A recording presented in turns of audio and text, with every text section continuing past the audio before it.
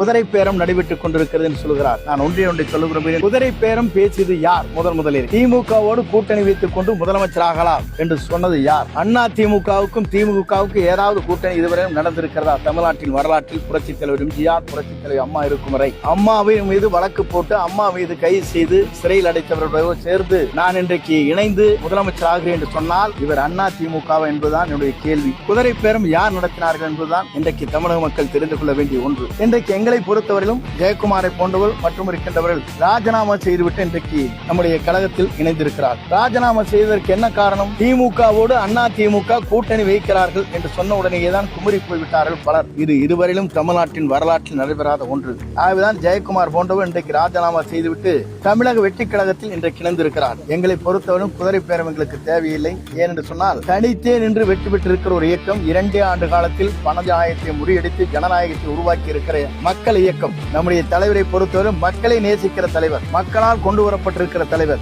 இந்தியாவில் எந்த இயக்கத்திற்கும் இது போன்ற வரலாறுகள் இல்லை. அப்படி வரலாறு படைத்த தலைவருக்கு பின்னாலே இன்றைக்கு அவர் இணைந்திருக்கிறார். எங்களை பொறுத்தவரையிலும் அண்ணா திமுக இருக்கிற சில பேர் சொல்லிக் கொண்டிருக்கிறார், இதென்ன குதிரை பேரமா லாட்டரி பேரமா என்று சொன்னார்கள். லாட்டரி எங்கே இருக்கிறது என்பது நீங்கள் தெரிந்து கொள்ள வேண்டும். இருந்தால் சரி.